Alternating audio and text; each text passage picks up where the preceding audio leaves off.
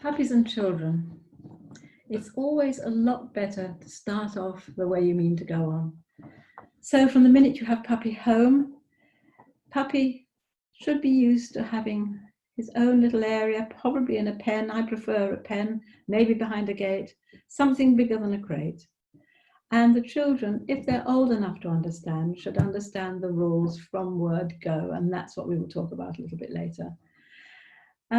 Reclaiming a situation that's already developed is a lot harder work. It's difficult. The older children may be able to understand, but young children, it is difficult. So puppy needs to learn to love being restricted somewhere, and the children need to learn, when puppy's about, to have a little bit of self-control as far as excitement's concerned. So it's going to take some sacrifice and some hard work, and it's not easy, but it is possible. So chasing kids' legs, jumping at them, barking for attention, all these things when they're excited around children become a habit. And now that habit needs to be undone. About 10,000 people in the UK, I believe, end up in hospital as a result of dog bites. And there are a lot more that don't go to hospital. Now, the big majority of those are children under 10. And a lot of those bites are the children's face, which shows that they have their faces too near the dog. And it's no good blaming the dog. It really isn't the dog's fault. The dog is simply being a dog, which you could say a puppy is a puppy and a little tiny child is a tiny child. Neither of those things you can change. So you deal with it. You use management. You have the pen. If a child is crawling or toddling, you really need to just control the situation and watch it all the time so the puppy never gets cornered or scared, or the child doesn't get snapped at and scared as well. So you can't just teach a puppy not to be a puppy and to be calm and quiet all the time. And you can't teach a tiny child to give a puppy space and not to run about and make too much noise. So you can only use management. And keeping them separate at certain times is essential, especially when you're not watching them. Older children are a bit more teachable, but it's a whole lot easier if you've started off the way you mean to go on. And you can obviously involve them in all sorts of things to do with the puppy, but we'll look at that in a minute. So excitement is really the main culprit of children getting upset with the puppy and the puppy getting upset with children. It could also be frustration, because from lack of understanding what is wanted of him. There's lots of commands, screams, mummy, puppy's bitten me, and so on, but puppy really hasn't a clue. And it's all just a bit too much. So the other thing is a little child trying to impose his or her will over the puppy, or even an older child. I had a post today where a lady was saying that she wanted her to be able to teach the puppy that her child was higher in the pack order. Well, that's a very old-fashioned notion, really, that dogs are like in wolf packs and they've all got to have a hierarchy. The children and the dog, the puppy, learn to get on together, sort of as equals, but the dog is a dog and the children are children. But the children can learn to motivate the dog, be gentle with the dog, and make really good friends and a wonderful bond with the puppy, which is possible if it's done right. So the two main things really is, the first main one is to restrict the puppy. Have a gate, a pen, or crate, but I prefer for just daily use, maybe sleeping at night, but it's not really big enough.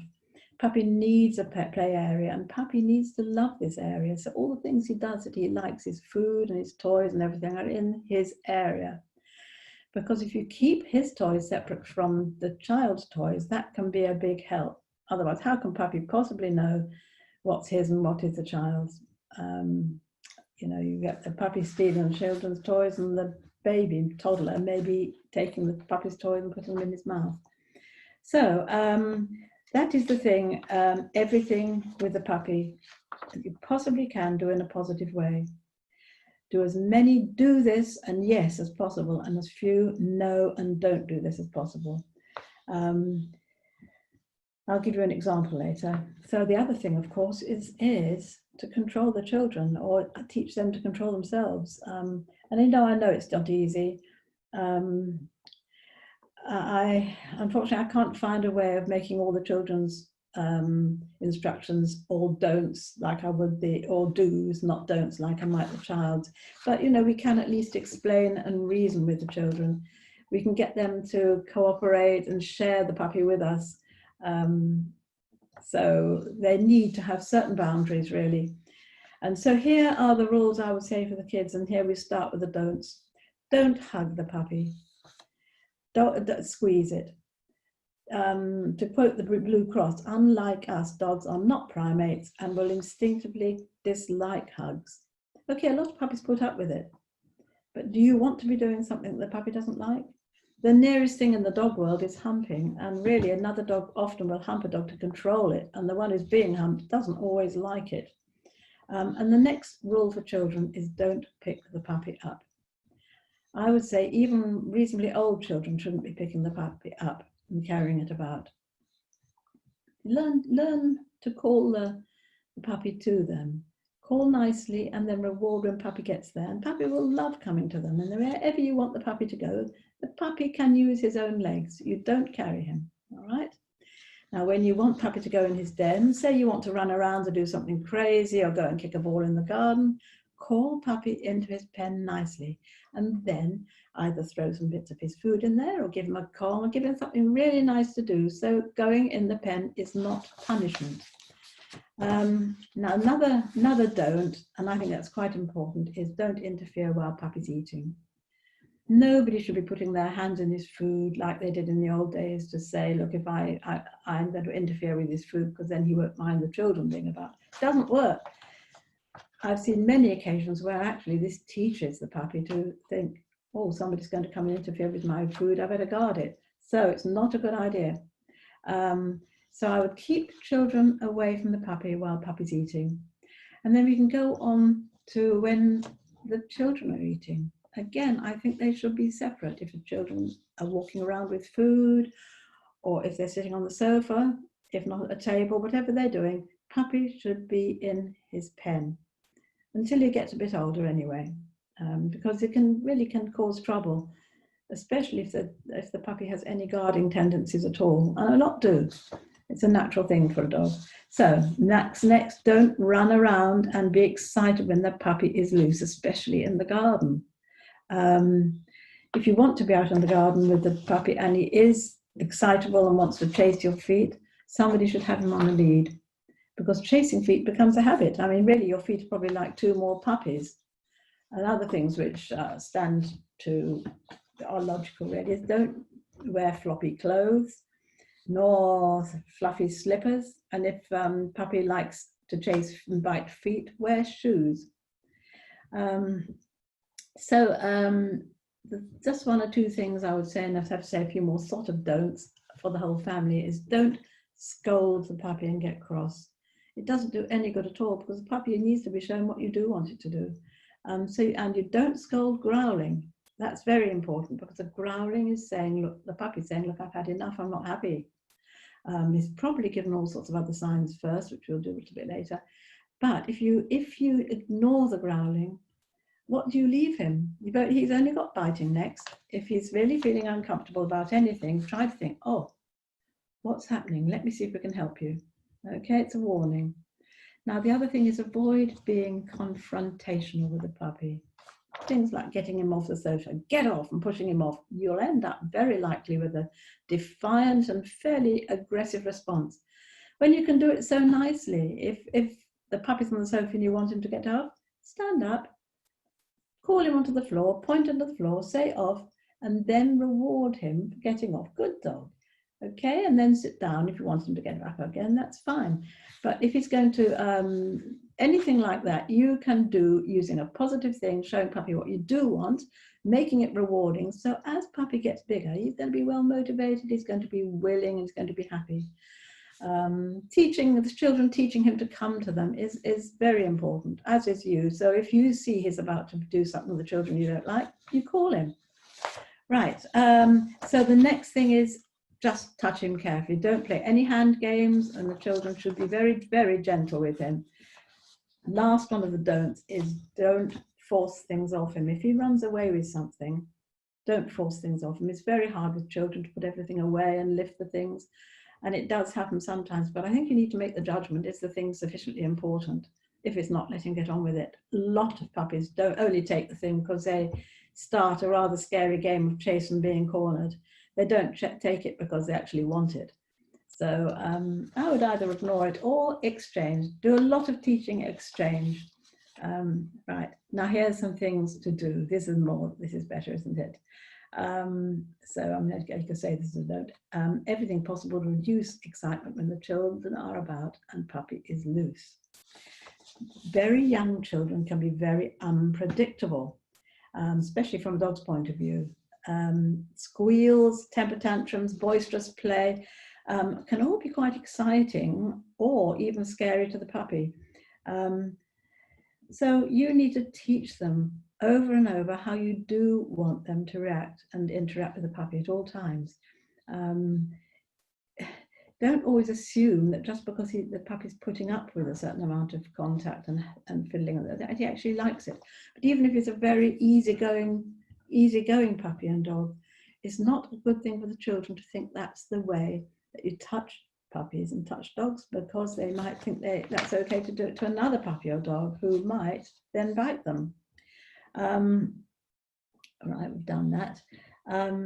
The thing about the dog's pen, this is the dog's pen, the dog's bed. The puppy's bed is his bed. And wherever it is his space is not where the children don't go. I think that's quite an easy one. You teach the children this is out of bounds to you. If puppy is in his bed, well, it's puppy's bed is puppy's bed. If puppy's lying asleep anywhere, the rule should be let him lie. Children should not wake him up. They should leave him alone.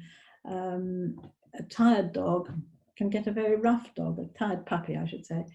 One little girl I went to, she drew a lovely picture. She had a picture of her puppy in his bed, and she drew a big bubble around it. So that was, the name of the dog was Barney. That was Barney's bubble, and that she must not break the bubble. So when he's lying at the bed, he's got a big bubble around him. Nobody can see it, but she does not break it. So whenever he's in his bed or lying asleep anywhere, think about the bubble and don't burst it.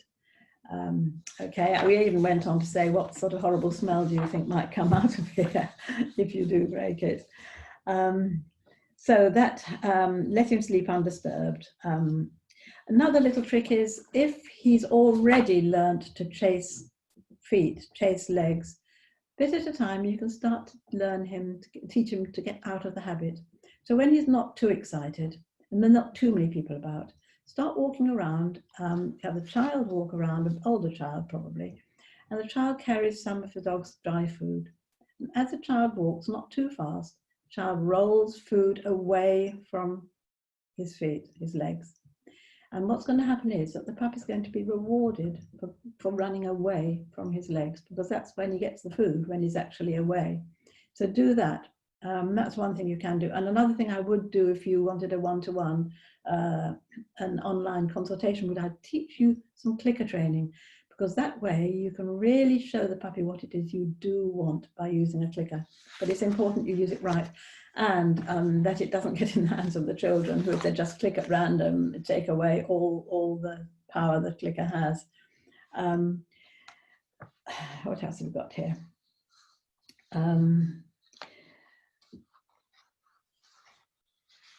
I think I'm getting towards the end of it. Oh yes, make sure that puppy has a lot of enrichment. A lot of this can actually happen in the pen. So instead of just feeding meals, which is an awful waste really of an opportunity, puppies, especially working puppies, need things to do. They need to work. So use some of his food. Have some to one side for lots of rewards. You can use special stuff like chicken for special rewards, but generally just to thank him for doing what you asked, use his dry food. It can be sprinkled over the grass. You can have it in his pen, in a snuffle mat. He can have it stuffed in a Kong. There are all sorts of different things you can use. The children can do hunt games with him. They can actually hide little bits of cheese which are smelly. There's things you can do with food which are calming rather than getting the puppy too excited.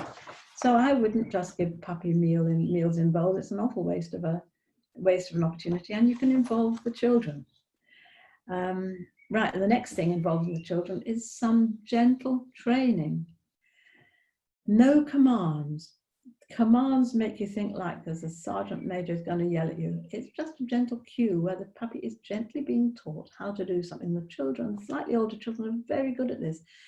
Take a look at Victoria Stilwell's Teacher's Pet videos. And the children can watch them, and they're really a good way of doing it. Right, so calm games, hide food. If the children are sitting on the sofa, puppy's quite calm, puppy comes up next to them, have things ready to give puppy to chew. If puppy starts to get excited, mum or dad can actually call the puppy off. Come off, good boy, go in your pen, and so on.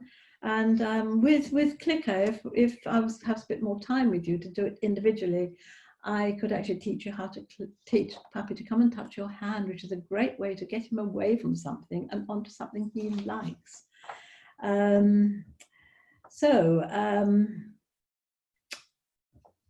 Watch the puppy biting clinic, which is on this this unit, because there's a lot of overlap here. Another thing which is in the unit is a video on dog body language. So if you learn to read puppy, especially as puppy gets a bit older, it will really help. The children should be able to do this.